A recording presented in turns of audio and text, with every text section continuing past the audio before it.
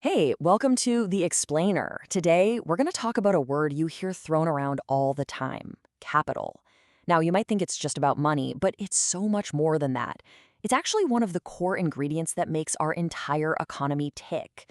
So, what is it really? Let's dive in. So let's start with a really basic question. Have you ever wondered what it takes to build, well, anything?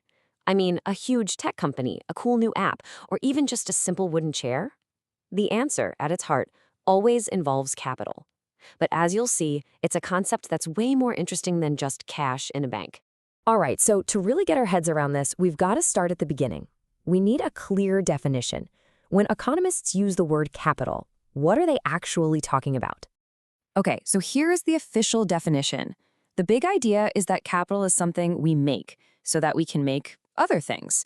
It's not a raw material that just exists, like land. It's a produced means of production. That sounds a little academic, I know, but think of it this way. A hammer is capital because you use it to build a house. A factory is capital because you use it to build cars. Each one is a tool we created for a future purpose. So let's break this down into a few different types. And we're going to start with the one that's probably the easiest to picture, the most obvious one: physical capital. This is the actual stuff you can see and touch and use to create value. Yeah, just think of this as the physical foundation of pretty much any business out there. It includes all the man-made goods a company uses just to operate and make stuff. And trust me, the list is probably way bigger than you think. And this image from our source material gives you a perfect idea of what we're talking about. We're looking at everything from giant factory machines and office buildings to delivery trucks, specialized tools, and even the software running on all the computers. It's the whole physical toolkit a business has at its disposal. Okay, but wait a minute. How do you actually get all that expensive stuff? You can't just snap your fingers and have a factory appear, right? Well, that requires a whole different kind of capital, one that acts like the fuel for the economic engine. We're talking about financial capital. Now, this is super important. Financial capital by itself doesn't really do anything. A big pile of money can't build a car, right? But what it does do is give you the power, the purchasing power, to buy all the things that can. This power, whether it's cash, stocks, or bonds, is what lets a business go out and get all of its physical tools. And this is where the magic happens. You see that financial capital, like the stocks or bonds shown right here? It gets converted into real, tangible, physical assets. A company raises money so it can buy its delivery trucks, its machinery, and even things like patents. So you see, one form of capital makes the next one possible. So, to put it all side by side and make it super clear, physical capital, that's the stuff, the tools, the buildings.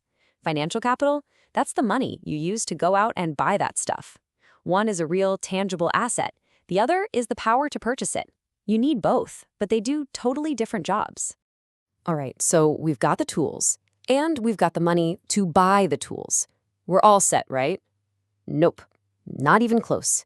You're still missing what's maybe the most vital component of all, the real secret ingredient that makes everything else work: human capital. You know, this quote from our source material just nails it. It says that a big population on its own can actually be a burden, a bane. But the moment you invest in those people with education, with training, with opportunity, that bane can become a boon. It transforms into this incredibly powerful resource we call human capital. So, what is it exactly? Well, human capital is basically the collection of skills, knowledge, creativity, and even health within a workforce. It's not just about having more people, it's about having people who can innovate, who can problem solve, and who can create real value. And you don't just get it for free, you have to build it. How? Through deliberate investments in these four areas: education, skills, training, and even health. Every single one of these makes our collective human capital stronger. It's truly an investment in people, and the economic payoff can be absolutely massive. Okay, so we've looked at these three different kinds of capital. Now let's tie it all together, because in the real world, none of them works in a vacuum. They're all completely and deeply interconnected. This chart here really puts it all into perspective. Imagine you want to build a new smartphone. Where do you start? Well, you get financial capital, maybe a bank loan or money from investors. Then you use that cash to buy your physical capital, a factory, laptops, all that good stuff. But none of that means anything without the human capital, the brilliant engineers and designers who actually dream up and build the phone. See? You absolutely need all three working together. And that leaves us with a really fascinating question, especially for right now. In a world with more and more AI and automation, which are really just new, very advanced forms of physical capital, which of these three types is going to be the most valuable in the future? Is it going to be the financial power to own the machines? Is it the machines themselves? Or will it be those uniquely human skills, the creativity and ingenuity that a machine just can't copy? Definitely something to think about. Thanks for joining us on The Explainer.